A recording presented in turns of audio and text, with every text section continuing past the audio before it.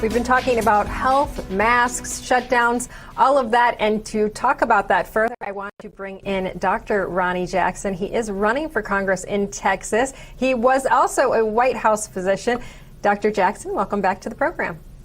Thank you. I appreciate you guys having me back. Yeah, we are glad to have you back. So I also want to talk to you about what is going on with Joe Biden. It's something that I know you've talked about in the past. The president's health is very good. We don't know what's happening with Joe Biden. He did do well at the debate. We actually had a lot of people in the media who said, well, maybe the bar was set a little bit low because we were expecting him to somehow screw up in some way. But he was very alert, staring at the camera with his eyes wide open. So some folks are wondering, could that have been some sort of medication he took? Or are we all being duped that his health is really bad and he's just going to come in as like this champion swinging at the end here?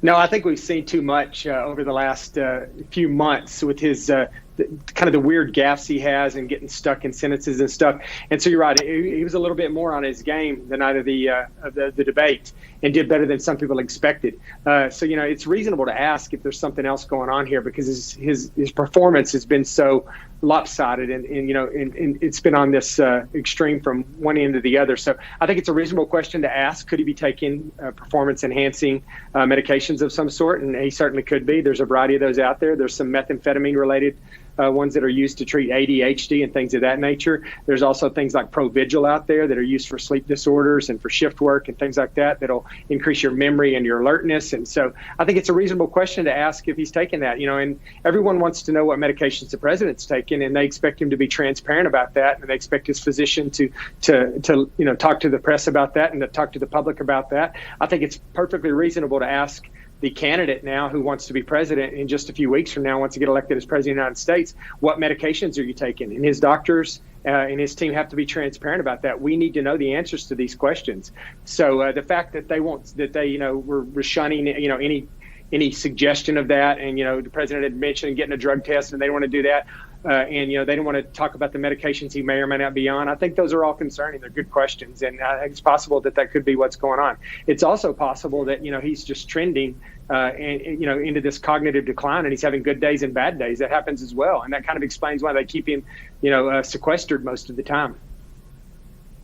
But I like something you just said, because it seems like it's pretty reasonable for the American public to say, we want to know if you're on any medications. We want to know the health of our president. I remember when Obama was elected, they said, hey, this guy smokes cigarettes. He has to commit to the country that he's done smoking cigarettes. That was a really big deal. And it was okay back then to talk about it. Why have things changed?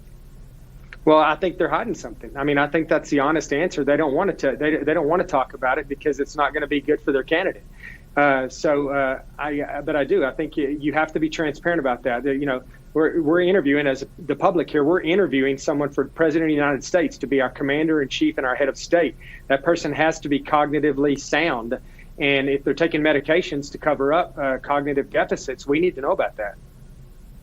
Absolutely. Okay, so speaking of transparency, you are in Texas. Your district is a pretty safe Republican district, but nearby you've had some ballot harvesting, and that could seriously affect the presidential election.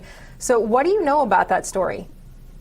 Well, I know that there's a big investigation going on right now in Harris County, which is the Houston area, obviously a big populated area of Texas, where there's going to be a lot of votes coming in. You're right. My area of district, I'm in the #1 most conservative district in the entire United States. So as far as my election goes here as a Republican, things are looking pretty good for me. But we have to remember that the president's going to win or lose Texas based on a statewide vote.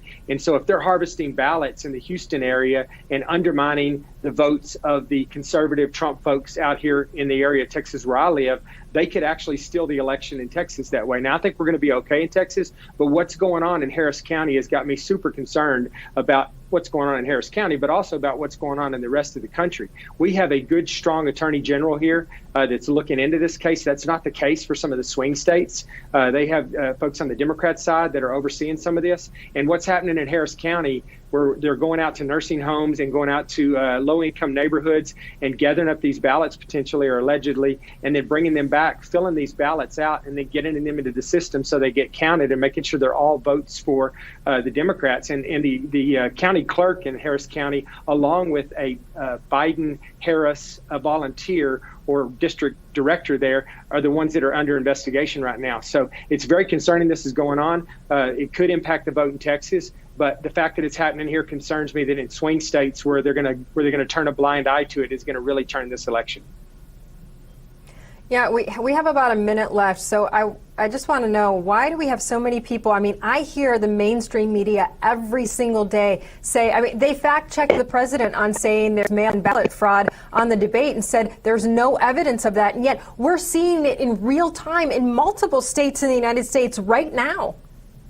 It's all over the place. I mean, it's actually happening, and the left, the far left, and the liberal press, which in my mind are nothing more than the communications branch for the Democrat Party, are choosing to ignore it and try to change the narrative. But it's out there, it's happening, and this universal, unsolicited mail-in ballots, that they're pushing all over the country right now, that the left is pushing, could be the determiner for this, could be the determining factor for who wins this election, and it may be dictated by fraud. So this is a serious concern that we should all have, and I'm totally opposed to what's going on with these unsolicited mail-in ballots.